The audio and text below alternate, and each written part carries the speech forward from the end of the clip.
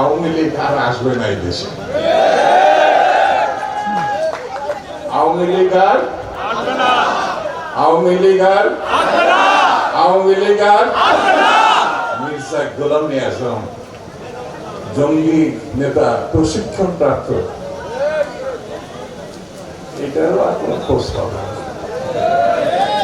কোনো ভবিষ্যৎ নেই। তার যেখানে যে টাকা রাখছে, সম্পত্তি রাখছে, এটা জনগণের সম্পত্তি, এটা জনগণের অর্থ। যেখানেই থাক না কেন এই অর্থ বাংলাদেশে নিয়ে আসা হবে, আর নেত্রী টাকা আনা হবে। বঙ্গবন্ধু কন্যা পালায় না, বলছে না? বঙ্গবন্ধু কন্যা, তোর বাপই তো একটা খুনি, দুর্ভিক্ষ করে লক্ষ লক্ষ মানুষের তাদের চাপা রক্ষী বাহিনী করে 40,000 বিরোধী দলের নেতা কর্মী হত্যা করেছে। এই যে এখানে হত্যাকারী ছিল একটা মাসুদ করে একটা ছেলে, আমাকে এখানে দেখালো, তার হাতটা কেটে ফেলেছে। মির্জা আজম, গোলামে আজম, গর্বিত মহিষী নারী, 2 সন্তানের মা। নাম ছিল মির্জা গোলাম আজম। গোলাম আজম স্বাধীনতা বিরোধী, এই কারণে উনি এফিডেভিট করে গোলাম বাদ দিয়ে দিলেন, মির্জা আজম হয়ে গেলেন। অথচ ওনার জন্ম কিন্তু স্বাধীনতা বিরোধী পরিবারে।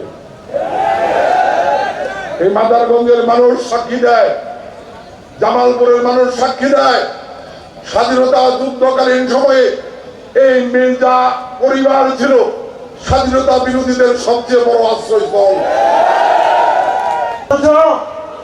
ওনাকেও বারবার আক্রমণ করা হয়েছে। বাপমার দেওয়া নাম যে ব্যক্তিটি এফিডেভিটের মাধ্যমে বদলাতে পারে, সে তো পালাবেই। সে না পালিয়ে কোথায় যাবে? আপনারা কাল থেকে সেই কুখ্যাত শব্দটি ব্যবহার করে বলবেন, মির্জা গোলাম আজমের ফাঁসি চাই, গ্রেফতার চাই, বিচার চাই। যারা দাঁড়িয়ে আছেন, পিছনে চেয়ার খালি আছে, তারা করে বলছেন আমাদের আজকের কাউন্সিলটাকে। আজকে কোথায় শেখ হাসিনা?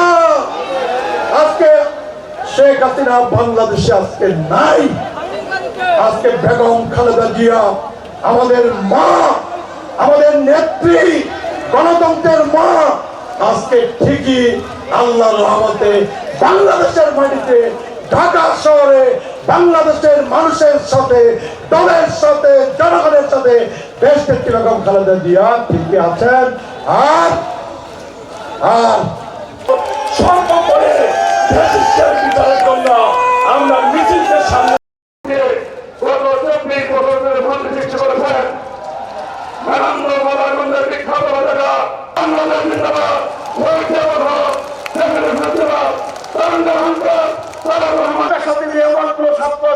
নাই। মির্জা আজমের যারা ক্ষতিগ্রস্ত হয় নাই, সরকারের নেতৃত্ব সভার মেয়র